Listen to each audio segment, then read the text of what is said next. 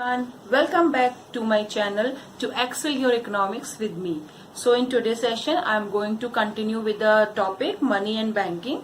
Money and banking is the unit related to second unit of macroeconomics जिसमें हम पढ़ रहे थे मनी के बारे में। मैंने आपको डेफिनेशन, उसके सारे मीनिंग और उसके रिलेटेड कई एस्पेक्ट आपको समझा दिए हैं। Even the evolution, historical evolution of money भी हम समझ चुके हैं, राइट। अब हम इसमें आगे बढ़ रहे हैं, जो है आज का टॉपिक क्लासिफिकेशन ऑफ मनी, यानी मनी किस तरह से क्लासिफाइड किया जाता है, मनी को हम किस किस फॉर्म में किस तरह से यूज करते हैं। एक्चुअली क्लासिफिकेशन है कुछ नहीं, जिस तरह से मनी को हम यूज कर रहे हैं अपनी डेली लाइफ में, उसी को हमने एक डिफरेंट वे में क्लासिफाई कर दिया है। मीन्स मनी किस तरह से यूज हो रही है, कहाँ कहाँ यूज हो रही है, और बैंक उसे क्या डेफिनेशन दे रही है, लोग उसे क्या डेफिनेशन दे रहे हैं, कमोडिटी में जा रही है तो क्या डेफिनेशन आ रही है, बिजनेस यूज कर रहा है तो क्या डेफिनेशन आ रही है, क्या वर्ड निकल के आ रहा है। तो जो जर्नल लैंग्वेज में हम सब डेली बिहेवियर कर रहे हैं with the use of money, उसी को हमने क्लासिफाइड कर दिया, राइट है। दीज वीडियोज जो मैंने आपको नेशनल इनकम और मनी एंड बैंकिंग की पढ़ा रही हूँ, ये उन स्टूडेंट्स के लिए भी बहुत फायदेमंद है जो कॉम्पिटेटिव एग्जाम देते हैं, क्योंकि इससे रिलेटेड कई जीके बेस्ड क्वेश्चंस बनते हैं। So I am starting with my today session, that is classification of money. So here I am going to explain you the money has been classified on the basis of uses. क्योंकि हमारी country में money कई तरीके से use होती है, economist, bankers, businessman, house hold सब use करते हैं। तो मनी के बिना लाइफ तो है ही नहीं, ये तो हम इमेजिन ही नहीं कर सकते। तो वो किस तरह से यूज हो रही है उसके बेसिस पे हमने इसको क्लासिफाइड कर दिया। तो पहला वे है एक्चुअल मनी, जैसा term itself is explaining actual money. Actual money क्या है? जो हमारे हाथ में है, जो हमारे प्रैक्टिस में है, जिसे हम यूज कर रहे हैं। क्या यूज करते हैं हम? 2000, 500, 200, 100, ये सारे रुपीज पेपर करेंसी। हमारे हाथ में कौन सी मनी है? जो पेपर करेंसी है, along with debit credit card जो हम यूज करते हैं for a daily digital transaction. तो इस तरह की मनी जो एक्चुअली इन प्रैक्टिस है, करंटली यूज हो रही है। तो क्या क्या आ रहा है इसमें? 100 का नोट हो गया, 50 नोट हो गए, या मैं इन शॉर्ट लिख दूं पेपर मनी और coins along with bank money. जो भी हम यूज कर रहे हैं एक्चुअल में, करंटली प्रैक्टिस में, उसको हम बोलते हैं एक्चुअल मनी। फिर इसमें सेकंड आता है commodity money. Commodity money which is also known as full bodied money. अब इसको हमने कमोडिटी मनी कहा और फुल बॉडीड मनी कहा, क्योंकि इसके पीछे एक वैल्यू रखी जाती है। इसके पीछे कोई गुड्स रखे जा रहे हैं, वो गुड्स क्या है? Actually metals. तो इसके पीछे जो वैल्यू है, वो जो उसकी फेस वैल्यू है और जो उसकी इंट्रिंसिक वैल्यू है। अब इसका मतलब क्या है? Intrinsic value means the hidden value. Hidden value कैसे समझना है हमें? जैसे आपने 1 रुपए का कॉइन देखा होगा, 2 रुपए के कॉइन देखे होंगे, 5 रुपए के कॉइन देखे होंगे। पहले के टाइम में जब ये कॉइन चला करते थे, तो यदि वो 1 रुपए का कॉइन है तो उसके बनने में भी 1 रुपए के बराबर ही मेटल लगा है। जैसे सिल्वर कॉइन की बात करें हम, सिल्वर कॉइन तो आज भी हमारे प्रैक्टिस में है। वो बात अलग है कि हम उससे गुड्स एंड सर्विसेज नहीं खरीदते, they are just meant for gifting someone else, right. तो जब हम सिल्वर कॉइन की बात करें, तो जो जैसे 400 या 500 या 800 या 1000 रुपए में सिल्वर कॉइन आएगा, तो उसके पीछे उसकी इंट्रिंसिक वैल्यू सेम ही होगी। यानी अगर इसका मतलब अगर वो सिल्वर कॉइन 1000 रुपए का है, मीन्स उसके पीछे सिल्वर, चांदी जो है वो 1000 की ही है।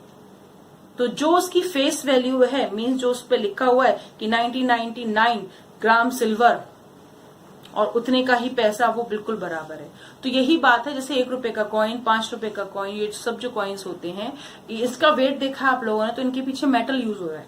और मैंने बताया था कल कौन कौन से मेटल यूज होते हैं अपनी प्रीवियस वीडियो में, दैट इज कॉपर, निकल, ब्रॉन्ज, ये सारे मेटल आज के टाइम में यूज होते हैं। तो इन मेटल की जो एक्चुअल वैल्यू है, वही उन पे कॉइन पर प्रिंटेड वैल्यू है, जिसको हम बोलते हैं full bodied money. So full bodied money means जो दिखाई दे रही है, लाइक ये मान लो कॉइन है, ये 1 रुपए का सिक्का है, तो ये जो 1 रुपए का सिक्का है, इसके पीछे 1 रुपए का ही मेटल लगा है। समझ में आ रही है बात?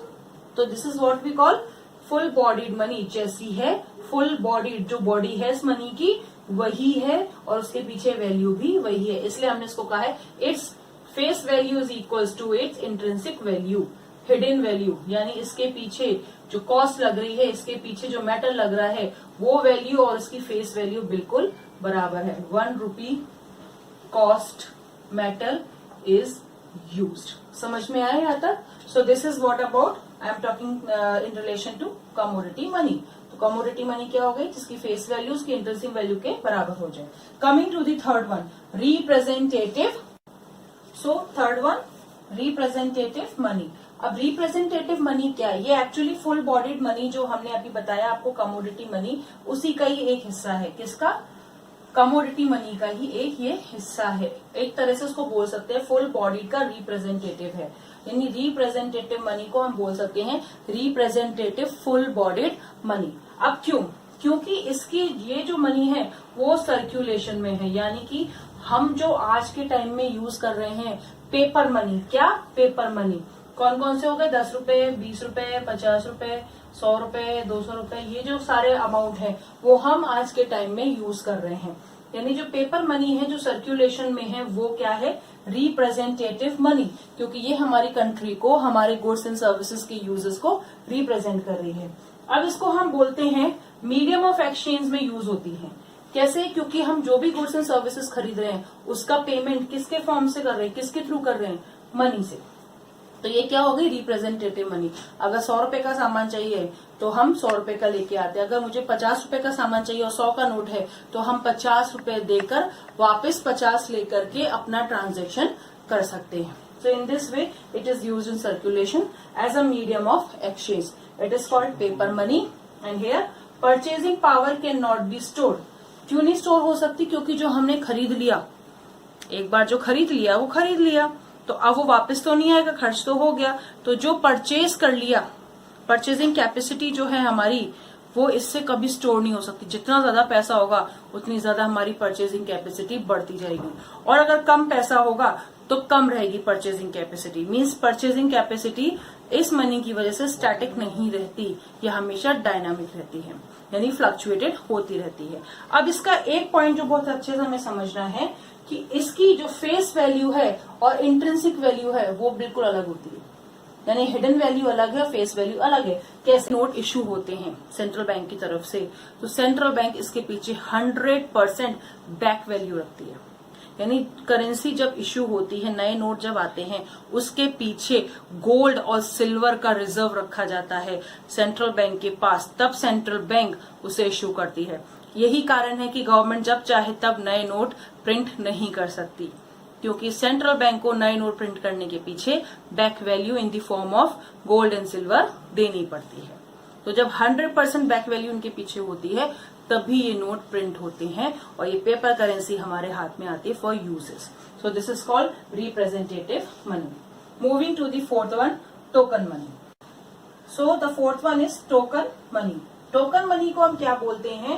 That it is also a part of full bodied money. इसको हम फुल बॉडीड मनी भी कह सकते हैं. लाइक मैंने अभी आपको कमोडिटी मनी जो फुल बॉडीड मनी होती समझाया था कि जो इनकी फेस वैल्यू इंट्रिंसिक वैल्यू बराबर होती है. यानी किसकी बात कर रही थी मैं? कॉइन्स की.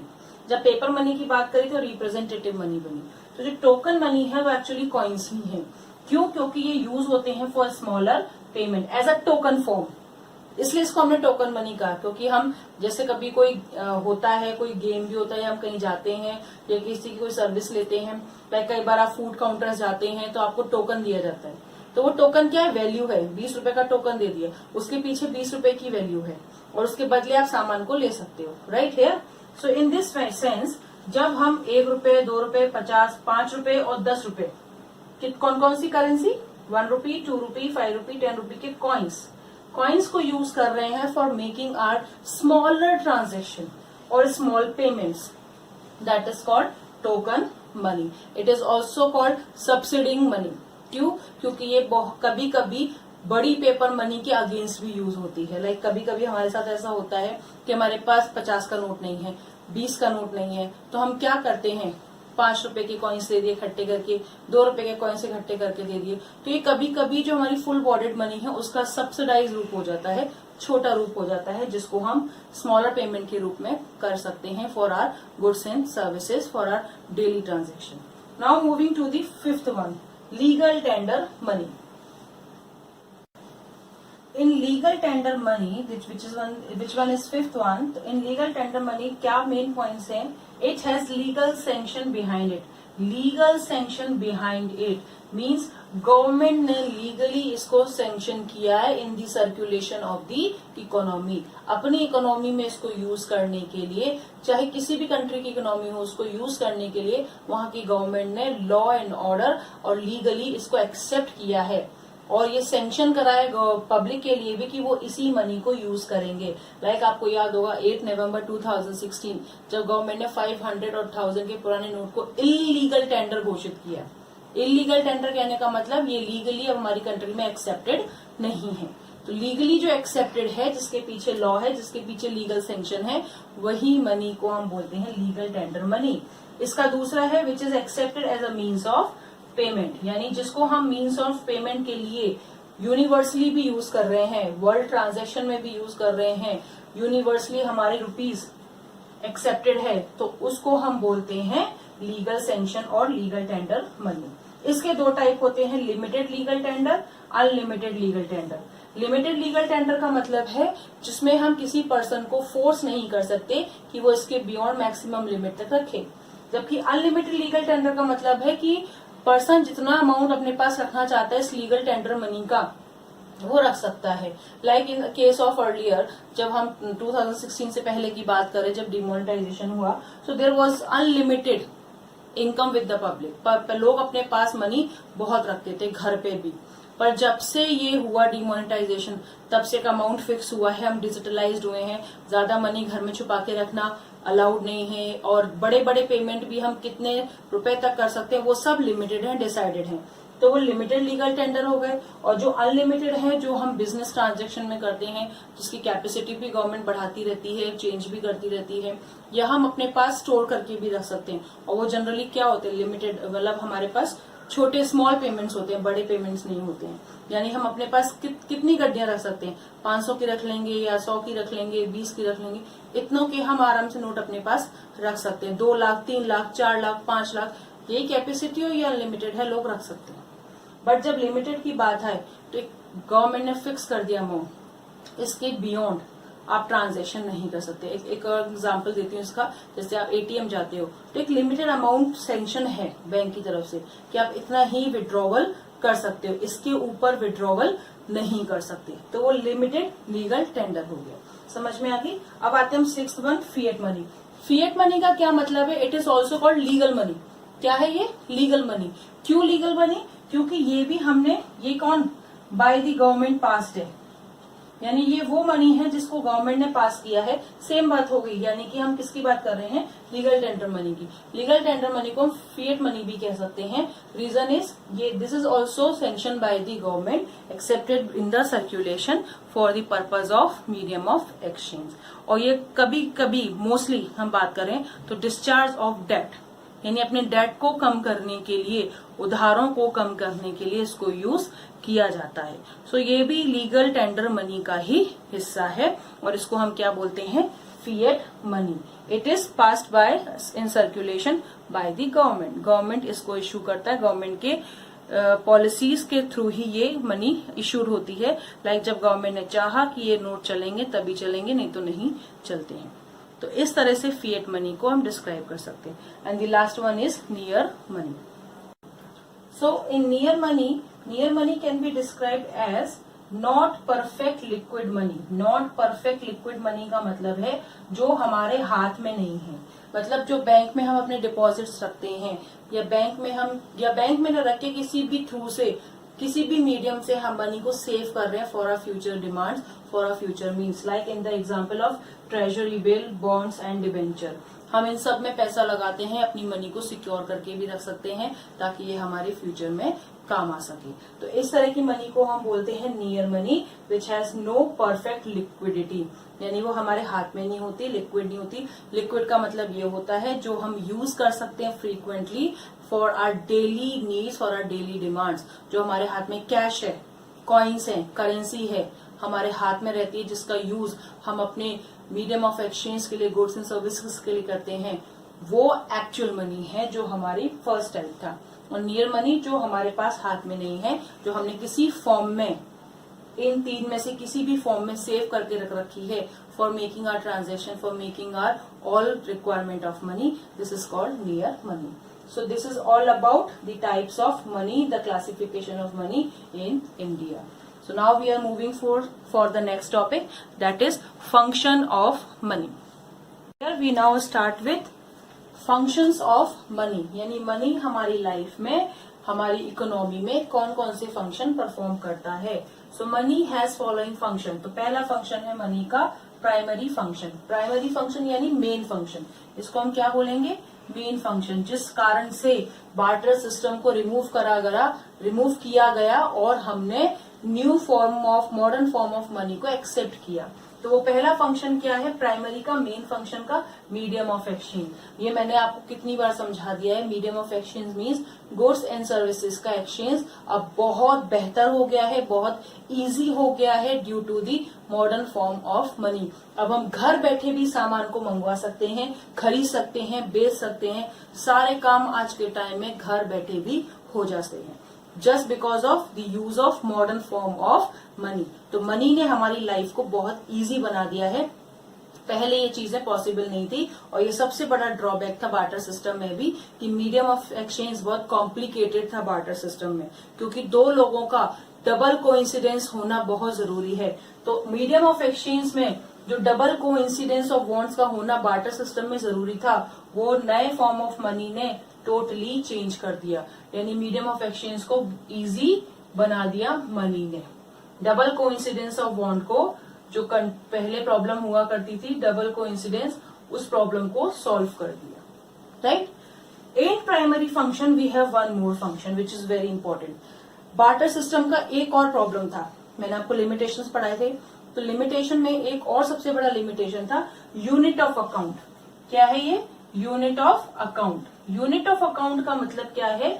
Measures of value. मैंने आपको बताया था कि पहले जो प्रॉब्लम आती थी, लाइक एक गाय को, एक एनिमल को एक गुड्स के साथ एक्सचेंज करने में उसकी वेट, उसकी वैल्यू को एक डिस्क्राइब करने में बहुत ज्यादा प्रॉब्लम आती थी. राइट. बट मनी ने इस प्रॉब्लम को सॉल्व कर दिया. अब हमें कोई भी गुड्स खरीदनी है, कैसे दिया है भैया? 10 रुपए केजी. कैसे दिया है ये कपड़ा? ये क्लोथ कितने का है? 500 रुपए का. अगर आप 2 खरीदोगे तो 800 रुपए का. तो कितना इजी हो गया अब मेजर करना कि 2 की कीमत इतनी, 4 की इतनी, 12 की इतनी, 1 की इतनी. क्यों? क्योंकि मनी ने उसको मेजरमेंट दे दिया, वैल्यू दे दी. हम लीटर में, केजी में, हर तरह से उसको एक्सप्रेस कर सकते हैं. तो इसको हम लिखेंगे कैसे, समझेंगे कैसे, ये समझना है. Measures of value that works as common denomination. Common denomination means जो करेंसी हम यूज कर रहे हैं, डिनोमिनेशन क्या है हमारी कंट्री में? ये. यानी अगेन मैं किसकी बात कर रही हूँ? It means again I am talking about the currency which we all are using. Common denomination in which value of goods and services are expressed. इसका मतलब क्या है? 10 रुपए का सामान, 20 रुपए का सामान, 50 रुपए का सामान, 100 रुपए का सामान, 200 रुपए का सामान. यानी कि अगर मैं कुछ एक रजिस्टर खरीदने गए, हम एक पेन भी खरीदने गए, 10 रुपए का पेन है, ये इसकी वैल्यू 10 रुपए का है. 10 की कीमत कितनी होगी? 10 ही होगी, यानी 100 रुपए. इसका मतलब 100 रुपए में 10 पेन आ गए. तो क्या हो गया? Value same. तो हमने इजीली मेजर कर लिया. और कॉमन है, कॉमन डिनोमिनेशन है. यही डिनोमिनेशन यूज होते हैं in which goods and services are express. यानी हर गुड की, हर सर्विसेज की आज के टाइम में एक मनी वैल्यू है. हर गुड्स, हर सर्विसेज को हम एक मेजरमेंट में देख सकते हैं. 10 की कीमत इतनी और 50 की कीमत इतनी. तो हर सर्विसेज का, हर गुड की एक क्लियर कट मनी वैल्यू है. हर गुड्स एंड सर्विसेज आज के टाइम में मेजरेबल है. Now we are moving for secondary function of money. तो secondary function which is also called derivative function. Derivative function यानी कि किससे डिराइव हो रहे हैं? प्राइमरी फंक्शन से. जब हम प्राइमरी फंक्शन कर रहे थे, कौन कौन से? Medium of exchange and measures of value. जब ये दो फंक्शन हम कर रहे थे, प्राइमरी फंक्शन ऑफ मनी, तो मनी को जब हम इन दो चीजों के लिए यूज करते हैं तो ऑटोमेटिकली इससे सेकेंडरी फंक्शन जनरेट हो जाते हैं. तो वो सेकेंडरी फंक्शंस क्या है?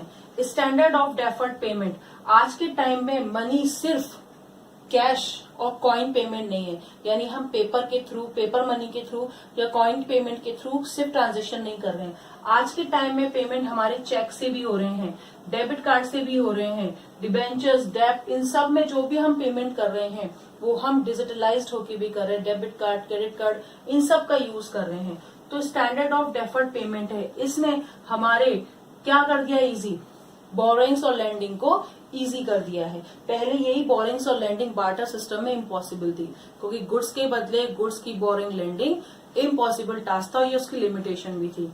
तो ये प्रॉब्लम किसने सॉल्व कर दी, मनी ने। अब हम इजीली बोरिंग और लेंडिंग उधार लेना देना आराम से कर सकते हैं, just because of the use of money. Cheque issue हो जाते हैं, चेक से पेमेंट हो जाते हैं, तो कई सारे फॉर्मेट आ गए जिसकी वजह से मनी ने हमारे ट्रांजैक्शन को बहुत ज्यादा इजी कर दिया। तो हम कई तरह के पेमेंट, डिफरेंट डिफरेंट तरीके के पेमेंट मनी के थ्रू कर सकते हैं। सेकेंड, स्टोर ऑफ वैल्यू, ये भी एक लिमिटेशन थी बार्टर सिस्टम की। क्या था इसमें, लाइक अगर मैंने गाय एक्सचेंज करी है गेहूं के बदले में, तो क्या मैं गाय को या गेहूं को स्टोर करके रख सकती हूँ? Not possible, right. ना वो बंदा रख सकता है, ना मैं रख सकती हूँ, तो प्रॉब्लम आएगी। क्यों?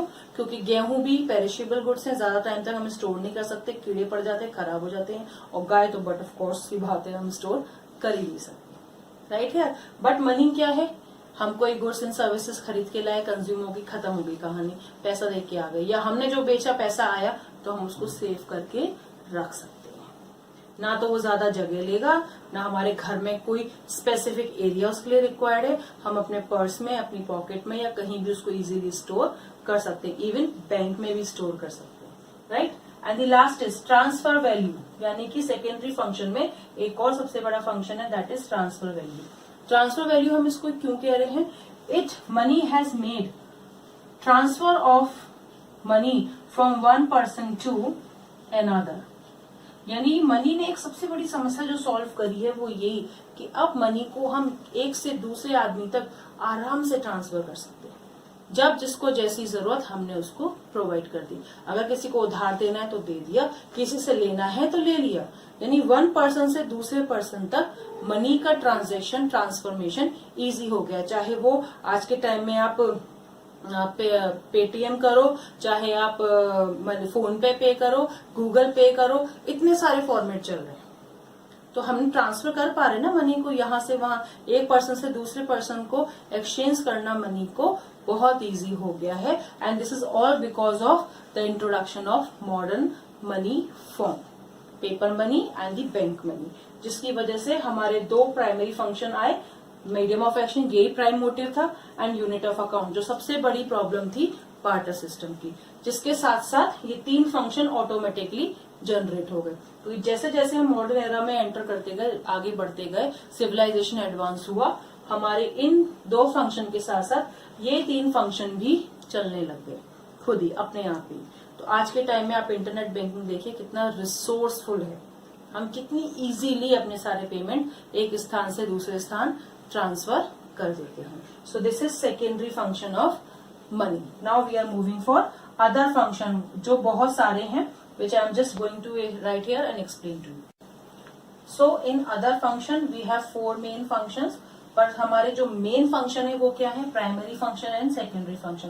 प्राइमरी फंक्शन को हम क्या बोलते हैं, मेन फंक्शन, और सेकेंडरी फंक्शन को हम बोलते हैं डेरिवेटिव फंक्शन, जो इसी से अप्लाई हुई है। तो आपको मैंने ये 5 तो मेन समझा दिए, मेन बोर्ड में हो सकता है इसी क्वेश्चन ज्यादा आए, राइट। पर जो अदर फंक्शन है वो आपको पता होने चाहिए, क्योंकि आज हम जो एक्चुअली जो जनरल हम कॉमन लोगों को देखते हैं वो मनी से कैसे बिहेव करते हैं, वो फंक्शंस को हम यहाँ पे डालते हैं एज अदर फंक्शन। तो क्या है पहला function, it is the basis of credit creation. Credit creation, it is the basis of, I have repeated the word, sorry. So it is the basis of credit creation.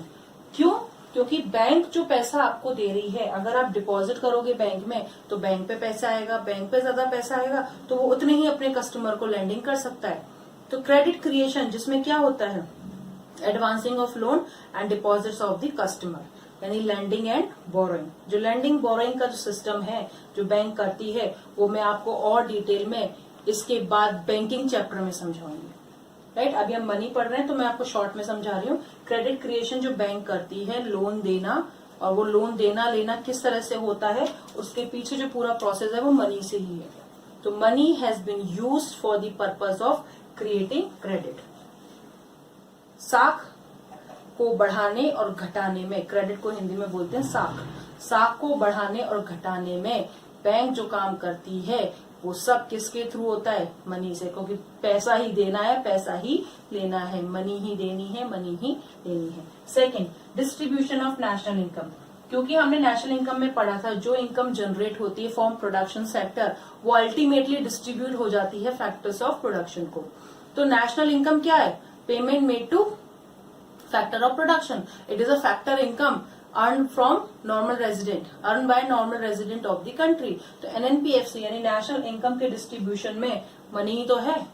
हम अगर किसी भी तरह के लेबर की रेंट, लैंड के लिए, capital के लिए इंटरेस्ट और एंटरप्रेन्योर की प्रॉफिट की बात करें तो ये सारे पेमेंट किस में हो रहे हैं? मनी में।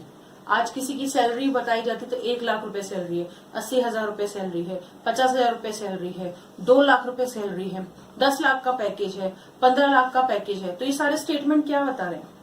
कि ये इनकम है। तो वो इनकम किस फॉर्म में? मनी में। पैसा है तभी तो मनी का एक और फंक्शन क्या है? इनकम को डिस्ट्रीब्यूट करने में हेल्प करता है। इजीली हम किसी पर्सन की सर्विस की वैल्यू को जज कर सकते हैं कि इस आदमी ने इतना काम किया तो इसके बदले इसको इतनी मनी मिलनी चाहिए। यानी तो जो पर्सन मीन्स जो पर्सन वैल्यू कर रहा है, जो पर्सन काम कर रहा है, उसके बदले उसको कितना पैसा मिलना चाहिए, that is also become possible with the use of money. So money here works. Now the third point is बहुत इंपॉर्टेंट है because we all are consumer. हम सब कौन है? कंज्यूमर। तो money gives maximum satisfaction to consumer. Is it true? Very true. Because हम कुछ सामान खरीद के लाते हैं, बड़ी अच्छे से शॉपिंग करके आए, पैसा खर्च करके आए, और घर आके हम क्या बोलते हैं? वाह यार, 100 रुपए में तो बहुत अच्छा सामान आ गया, 10,000 रुपए में तो ये ड्रेस बहुत सस्ती मिल गई, 10,000 में तो हमने बहुत अच्छा शॉपिंग कर लिया आज के दिन में। तो मनी ने आपकी सेटिस्फैक्शन को जज किया, मनी ने आपके सेटिस्फैक्शन को बाहर निकाला। कैसे निकाला? आपने क्या कहा कि ये सामान अच्छा है? नहीं, आपने क्या स्टेटमेंट यूज किया? 10,000 के ये कपड़े बहुत अच्छे हैं। यानी आपने उन कपड़ों का सेटिस्फैक्शन मनी के साथ कंपेयर कर दिया। Right? So here it comes. Next here is maximum profit to producer. Producer को भी मैक्सिमम प्रॉफिट का सेटिस्फैक्शन है इससे। क्यों? क्योंकि मनी जब ज्यादा मिलती है, रेवेन्यू ज्यादा अर्न होता है, प्रोड्यूसर उतना खुश होता है क्योंकि उसका प्रॉफिट मार्जिन ज्यादा होता है। और अगर रेवेन्यू कम जनरेट होगा तो प्रॉफिट मार्जिन कम होगा तो वो क्या कहेगा? आज 10 लाख का नुकसान हो गया। नुकसान क्या है? डिससेटिस्फेक्शन। और जब वो कहते हैं 10 लाख का मुनाफा हो गया, फायदा हो गया, प्रॉफिट हो गया, तो वो सेटिस्फेक्शन है प्रोड्यूसर का इन टर्म्स ऑफ प्रॉफिट। तो वो भी उसने कैसे बोला? मनी के फॉर्म में। सो इस तरह से मनी ने इन फंक्शंस को भी परफॉर्म किया है। So these are the other functions of money which are not so important but important. Right? आपको मेजर्स ऑफ वैल्यू जब मैं समझा रही थी तो इसमें एक पॉइंट और था, it is helpful for relative prices of goods and services. Why? क्योंकि जब हम कोई गुड्स खरीद रहे हैं, मेजर कर रहे हैं लीटर में कि ये 10 रुपए की है, ये 10 रुपए केजी है, ये 20 रुपए केजी है, एक दुकान 20 रुपए केजी दे रहा है, दूसरी दुकान 30 रुपए केजी कर रहा है, कंपैरिजन हुआ तो रिलेटिव प्राइस यानी कि it means we are going to compare the prices of same goods and services with different vendors, with different shopkeepers. तो उस पॉइंट पे भी ये बहुत हेल्पफुल परफॉर्मेंस है as a primary function of money. तो मेजर ऑफ वैल्यू में ये भी ध्यान रखें कि मनी जो है रिलेटिव प्राइस यानी गुड्स को कंपेयर करने में भी हेल्प करता है उसकी प्राइस के साथ। और प्राइस किसमें डिसाइड होती है? प्राइस किस तरह से एक्सप्रेस की जाती है? किस तरह से? मनी के फॉर्म में। ये गुड 20 रुपए की हमारे यहाँ 4 लोग हैं तो ये सस्ती पड़ जाएगी, और ये गुड दूसरी दुकान पे इतने की है तो हमने इसको कंपेयर कर दिया। So, इस तरह से इसका relative price of goods and services भी यहाँ एक्सप्रेस होता है with primary function of measures of value. So these are the functions of money which I have taught you today. I hope you all have understood. जो भी लिखवाया है pause करिए, उसको लिखिए ताकि आप उसको और बेटर समझ सकते हैं। फिर भी कोई डिफिकल्टी आ रही है तो you just write down in my comment box so that I can help you more. So stay home, stay safe. That's all for today. Bye bye.